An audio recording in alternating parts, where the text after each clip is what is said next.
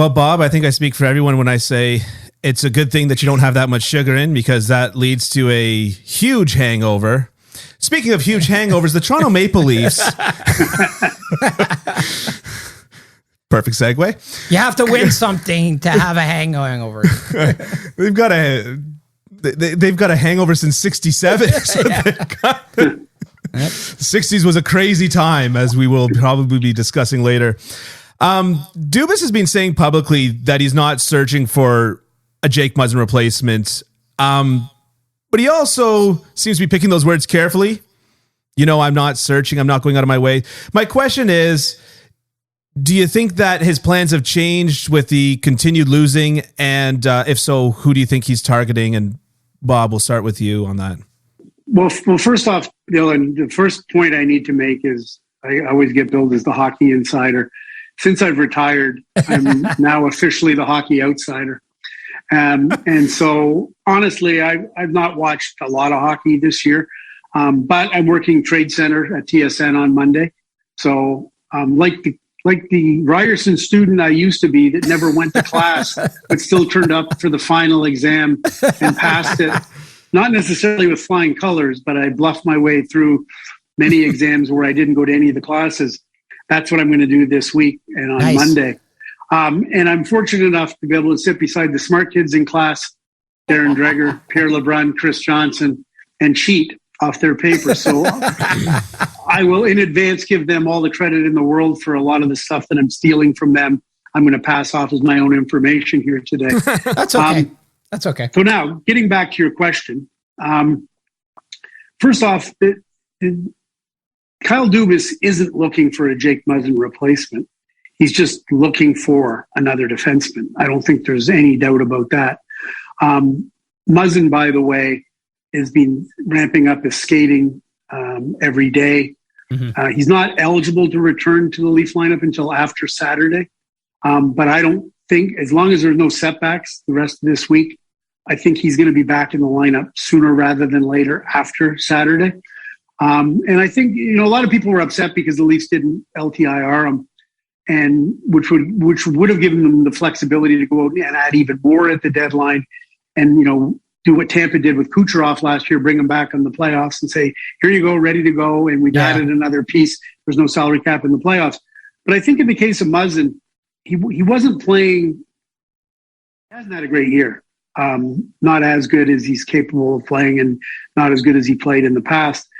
And I think the Leafs probably felt like we owe it to this guy that if he is healthy coming off the concussions, back-to-back concussions, to give him as much time as he needs in the regular season to get his game to. I don't think it'd be fair to him or the Leafs to pop him back into the lineup on the first day of the playoffs, right, and expect him to go in and be a shutdown defenseman for them, especially when he hasn't played as well this year as he has in the past. So I think the Leafs are hoping that the more he plays down the stretch, the more chance there is that he's going to elevate his game back to where it needs to be. But quite aside from that, they're looking at their blue line, and they added Lyubushkin, and I think they're really happy with him. But they really feel like they need another piece. And, and it's got to be, they don't need any more smallish puck movers. They don't need any more medium-sized puck movers. They need somebody who can defend. They need somebody who can play with some bite. It would be nice if it was 6'4", but I don't think they're hung up on size as much as they are competitiveness and ability to play against good players. So one of the names that's out there a lot, and there's a lot of teams talking to San Jose about him, is Jacob Middleton. And he plays with a lot of bite, and he's really elevated his game. He was before, when he first came into the league, he was sort of a bubble guy, and if a 6 number, maybe he's going to be a 6 or 7 for his whole career. But he's played some significant minutes in the top 4 for the San Jose Sharks. So there's multiple teams, including the Leafs, that are looking at him. So that's the type of player that they're after, and I think that's their priority, maybe more so than a goaltender. Well, what about Mark Giordano, Bob? I mean, he's another name that I think is out there, and he seems to be the flavor of the week anyways. And I did want to talk a little bit about Toronto's goaltending in light of what happened last night with Erik Källgren. Stopped 35 shots. It didn't have it wasn't a high event game, I think in large part because he didn't make it a high event game, he was pretty good. He was very, very fundamentally sound and all those things. And I got to thinking afterwards, funny things happen. And we talked about it with Bobby Margarita. Funny things happen out of the most innocuous things, right? 3 years ago on January 7th, 2019, a 25-year-old Jordan Binnington got a shutout in his first NHL start, right? Nobody at that time, there's not a person on the planet at that time who thought, this guy's going to go on some kind of heater, and the Blues, who are in last place right now, are going to go on even a bigger heater and go on and win the Stanley Cup. So, I mean, why not? Why not give it a try? I mean, obviously, Peter Mrazek is not the answer. He just isn't. And I'll go back to what the people in Detroit used to call him, and their management team used to call him Peter Erratic. He is like that. Jack Campbell, we don't know. I mean, if Jack Campbell would have had took his October, November, and part of December and moved that to May, June, and early part of July, the Leafs could win the Stanley Cup. But we don't know that. To me, I think it's like, okay, so let's see what we have in this kid. I mean, 51 years and 2 days ago, a 23-year-old goalie by the name of Kent Dryden beat Pittsburgh 3-1 or something like that. You stopped 34 shots. I don't think anybody thought any of that was going to happen. So, you know what? Why not? Yeah, absolutely. And I don't know a lot about Shalgren. As they say, I'm the semi-retired outsider now and that. But from what I understand, he's got some pedigree in terms of what he did over in Europe and won a championship there. And so, as you say, why not? And plus, I mean, right now it's any port in storm, let's be honest. And that's not to say the Leafs aren't talking to other teams about goaltenders. They are. Because I think, quite aside from the short-term concerns from now to the end of the regular season, from now and then into the playoffs, I think the Leafs are looking at it and saying, okay, well, what are we going to do in the next year, the year after that? Maybe Joe Wall's the answer. I don't know. Maybe Shalgren's the answer. I don't know. But if there's a goaltender deal to be made where you're getting a goaltender who's under contract for the next 3, 4, 5 years, and you think that person is worth it, then maybe that's more the kind of goalie deal the Leafs would be looking at.